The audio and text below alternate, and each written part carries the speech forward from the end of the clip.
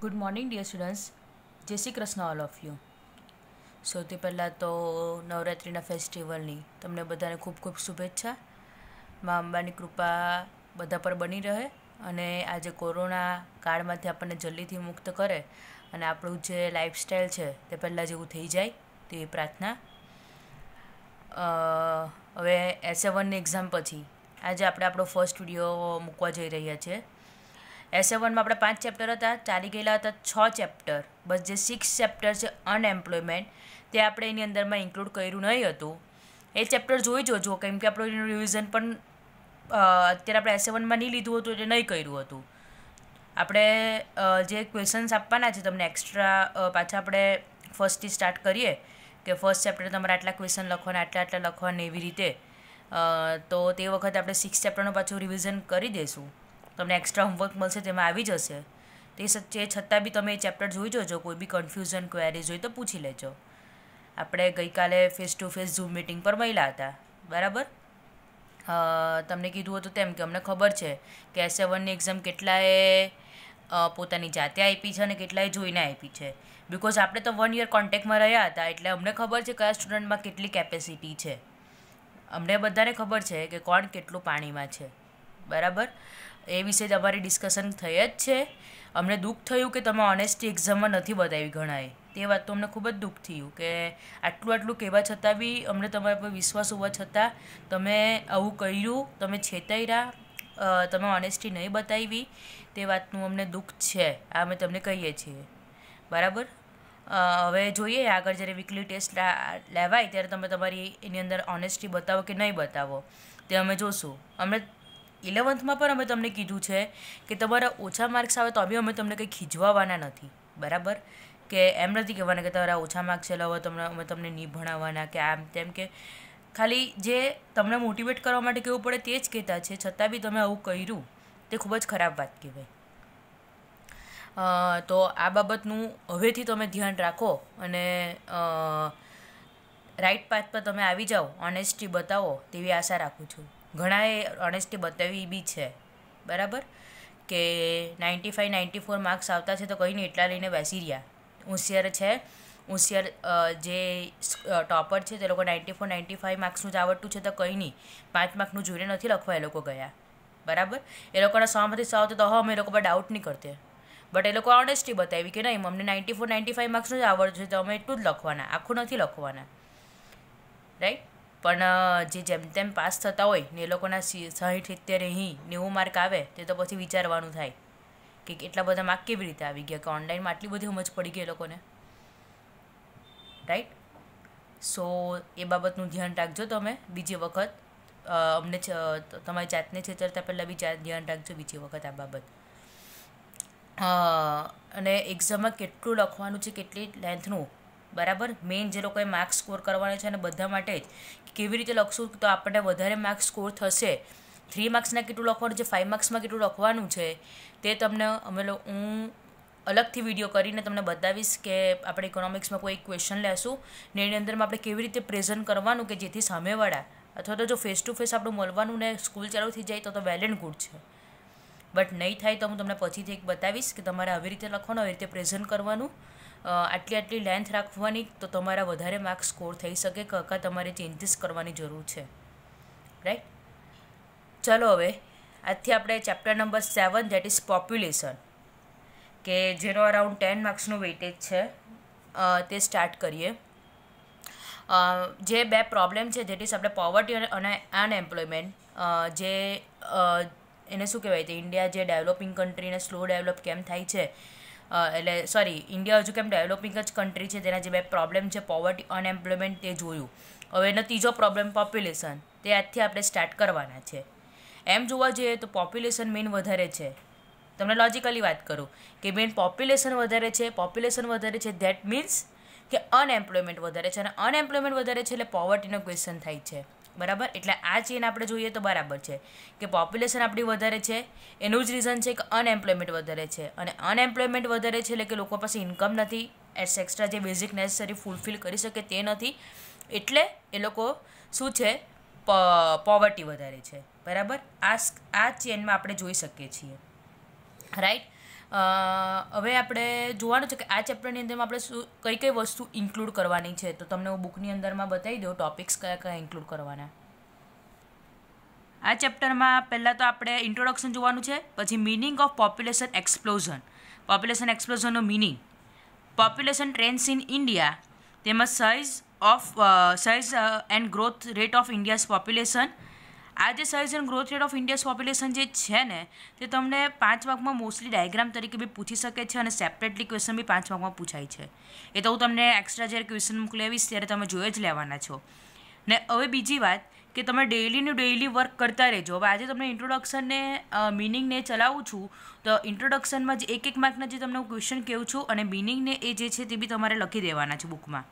Daily work કરતા રહેજો, notebook બનાવતા રહેજો તો તમને પાછળથી એ નોટ્સ વાંચવામાં સારું પડશે. બીજું છે મેલ and female population in India. તે આપણે ખાલી એમ જ જોઈ લઈશું. અત્યારે જે આપણે 30% સિલેબસ રિડ્યુસ થયો છે તેમાં મેલ and female population in India નીકળી ગયું છે. 7.2.2 જે છે તે નીકળી ગયું છે. પછી છે જેન્ડર રેશિયો ઇન ઇન્ડિયા, બરાબર, તે બી ઇમ્પોર્ટન્ટ ક્વેશ્ચન છે. એજ વાઇઝ પોપ્યુલેશન ઓફ ઇન્ડિયા 7.2.4 જે પોઈન્ટ છે તે બી તમારે 30%માંથી નીકળી ગયો છે, રાઈટ. પછી છે rural and urban population in India. તો તેના વિશે આપણે ડિસ્કસ કરવાનું છે કે રૂરલમાં કેટલું પોપ્યુલેશન છે, અર્બનમાં કેવી રીતે કેટલું પોપ્યુલેશન છે, એના લીધે અનએમ્પ્લોયમેન્ટના પ્રોબ્લેમ કેવી રીતે આવે છે વગેરે આપણે ડિસ્કસ કરવાનું છે. સો આ ચેપ્ટરમાંથી એમ જોવા જઈએ ને તો 7.2.2 ને 7.2.4 આ 2 જ પોઈન્ટ નીકળ્યા છે. ઇકોનોમિક્સમાં જો તમારે 30% સિલેબસ રિડ્યુસ થયો તો તેની જો હું વાત કરું તો તમારે એક બી ચેપ્ટર રિડ્યુસ થયા નથી, બરાબર. એક બી ચેપ્ટર તમારું કેન્સલ થયું નથી. ચેપ્ટરની અંદરથી પોઈન્ટ કટ થયા છે. એટલે આપણે ભણવાનું તો બધું જ છે. 11 ચેપ્ટર આપણે ભણવાના છે, એટલું યાદ રાખજો. એની અંદરના પોઈન્ટ્સ બી જે નીકળી ગયા છે ને તે આપણે મિનિંગ તો જોઈ જ જવાના છે. અને નોલેજ માટે આપણે પાછળથી બી ટાઈમ મળશે તો આપણે એ પોઈન્ટ્સ જોઈ જશું. અત્યારે ખાલી એમ જ મિનિંગ જોઈ જશું અને પાછળથી ટાઈમ મળે તો આપણે પોઈન્ટ બી એનો ડિટેલમાં જોઈ જ જશું નોલેજ માટે, બરાબર. પણ ભણવાનું તો આપણે બધું જ છે. ઇકોનોમિક્સમાં એનો મિનિંગ એમ થયો 30%માં વધારે કંઈ રિડ્યુસ થયું નથી. હવે ચેપ્ટર વાઇઝ તમને કહીશ કે આ પોઈન્ટ અંદરથી નીકળ્યા છે આપણા, બરાબર. હવે નેક્સ્ટ આપણે જોઈએ causes of rapid increase in population growth, બરાબર. કે પોપ્યુલેશન ઇન્ક્રીઝ થાય છે તો તેના કોઝિસ કયા. તો પહેલાં તો બર્થ રેટ આપણે જોવાનું છે, meaning of birth rate, meaning of death rate. પછી જોવાનું છે causes of high birth rate, બરાબર. હાઈ બર્થ રેટના રીઝન કયા. તો જે સોશિયલ ફેક્ટર છે એની અંદરના પોઈન્ટ્સ છે, ઇકોનોમિક ફેક્ટર્સની અંદરમાં પોઈન્ટ છે, અધર ફેક્ટરની અંદરમાં પોઈન્ટ છે. 5 માર્ક્સ માટે ઇમ્પોર્ટન્ટ ક્વેશ્ચન છે. Causes of low death rate છે તે 3 માર્ક્સ માટે ઇમ્પોર્ટન્ટ ક્વેશ્ચન છે.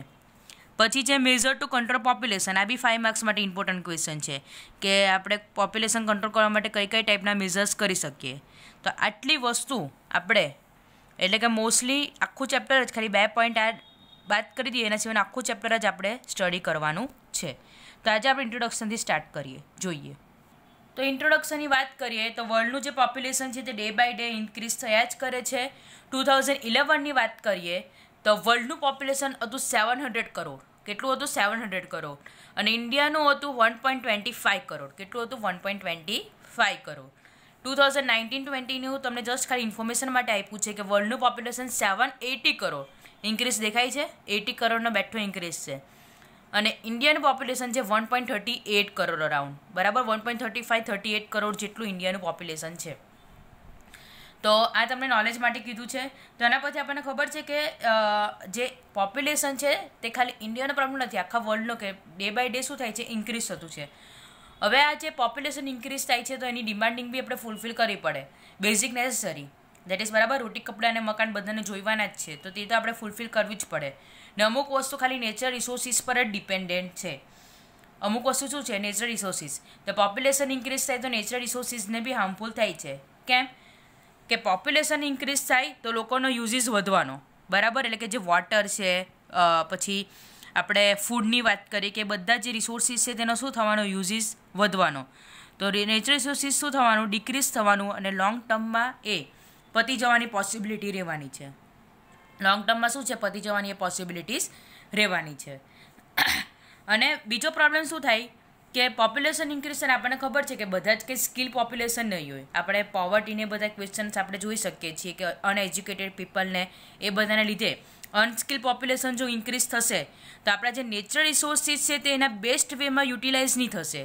જે બધા રિસોર્સિસ છે કે હવે જો આપણે નોર્મલી ફૂડની વાત કરીએ તો આપણને ખબર છે કે લોકો બગાડે વધારે, બરાબર. આપણે ખબર છે કે ફૂડનો વેસ્ટેજ નહીં કરવો જોઈએ તો બી લોકો એનો વેસ્ટેજ વધારે કરે છે, રાઈટ.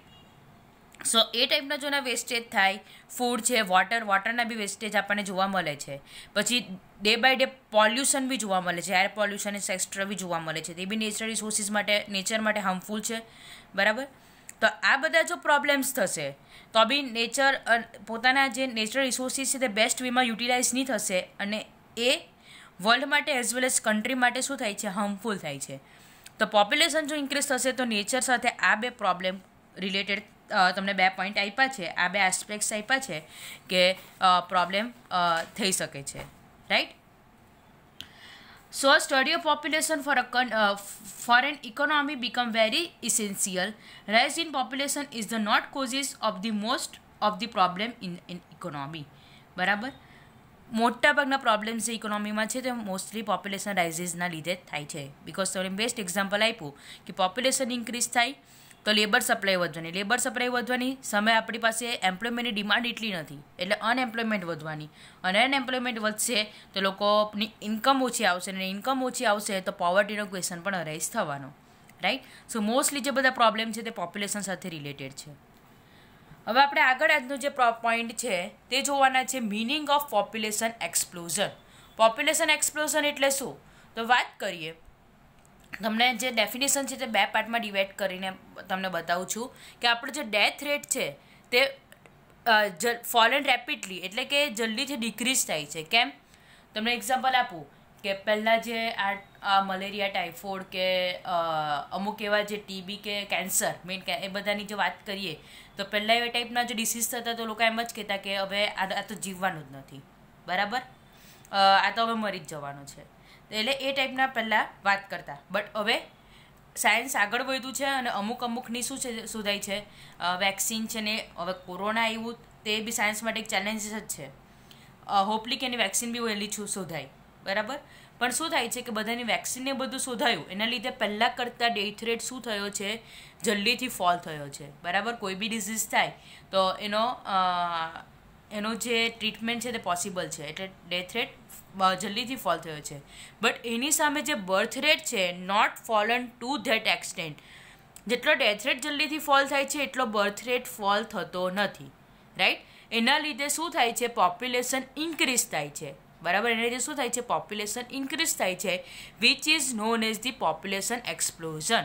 એને શું કહેવાય છે, પોપ્યુલેશન એક્સપ્લોઝન કહેવાય છે. ડેથ રેટ જલ્દીથી ફોલ થાય છે, એની સામે બર્થ રેટ જલ્દીથી ફોલ થતો નથી. તો એના લીધે થઈને નેટ પોપ્યુલેશન ઇન્ક્રીઝ થવાનું, which is known as population explosion. 1 mark માટે ઇમ્પોર્ટન્ટ છે, તમને પૂછી શકે છે give the meaning of the population explosion, તો તમારે આ મિનિંગ એની અંદરમાં લખવાનો છે, રાઈટ. હવે આપણે બુકની અંદરમાં જોઈએ, ધ્યાન આપજો. Population rise is the most important biggest reason for the various problem faced by the world. The world has never ever witnessed such a fast rate of growth of population as in the present period, and India is not the exception. જેટલા જલ્દીથી population વધે છે એની સામે જે બધાની demand ને બધું fulfil કરવાનું ને બધું પ્રોબ્લેમ છે એની અંદરમાં ઇન્ડિયા બી ઇન્ક્લુડ થઈ ગયું છે, right. Between 1931 and 2011 there has been continuous rise in population. In the year 1951, એક જ મિનિટ તમને બુકની અંદર જ બતાવું છું. 1951 population of India was 36.1 crore. કેટલી હતી? 36.1 crore, which has increased to 121.01 crore in the 2011. બરાબર, 2011માં 121.01 crore 02 કરોડ થઈ. That is, in the span of 60 years, population has increased by 84.92 crores. And average rate of the growth of the population was around 2.5%. બરાબર, એટલે around 2.5% every year શું થાય છે, population increase થાય છે. more population and high rate of growth of population along with very high rise in the population after 1970 is identified as a population explosion. Mainly શું થયું એ 1970 પછી જે ડેથ રેટમાં જલ્દીથી ડિક્રીઝ થવા લાગ્યો અને બર્થ રેટ એટલો જલ્દી ડિક્રીઝ નથી થતો અને એના લીધે પોપ્યુલેશન ઇન્ક્રીઝ થતું છે અને એને શું કહેવામાં આવે છે પોપ્યુલેશન એક્સપ્લોઝન કહેવામાં આવે છે. યર યાદ રાખજો 1970 right. So I hope so કે પોપ્યુલેશન એક્સપ્લોઝનનો મિનિંગ ઇઝી જ છે, ક્લિયર થઈ ગયો હશે. આજે આપણે મેઇન આટલી વસ્તુ ડિસ્કસ કરી છે કે પહેલાં ઇન્ટ્રોડક્શન જોયું તેમાં 2011નું જે કીધું હતું તે મેઇન યાદ રાખજો. નેચર સાથે શું રિલેટેડ છે તે આ તમને 1 માર્કની અંદરમાં પૂછી શકે છે, યાદ રાખજો MCQમાં. અને આ તમને જે બતાવ્યું છે આ બી લખજો અને આ બી તમારે લખવાનું છે. તો આટલી વસ્તુ તમારે નોટબુકની અંદરમાં નોટ ડાઉન કરી રાખજો. આપણે એમ કહે ને જાગ્યા ત્યારથી સવાર એવું કહેવાય છે ને, તો એવી જ રીતે તમે આજથી તમે ડેઈલી વર્ક કરો કે ચેપ્ટર નંબર 7 પોપ્યુલેશન. આજે અમે આટલી વસ્તુ સ્ટડી કરી. આ 1 માર્ક માટે પૂછાઈ શકે, આ MCQમાં પૂછી શકે. આજે તો નોર્મલી MCQના 1 માર્કનું ડિસ્કશન થયું છે, તો એટલી વસ્તુ લખી રાખજો તો તમને જ આગળ જતાં સારું પડશે. હવે આજે જો તમને કોઈ ક્વેરીઝ હોય, કોઈ કન્ફ્યુઝન હોય તો પૂછી લેજો. Thank you.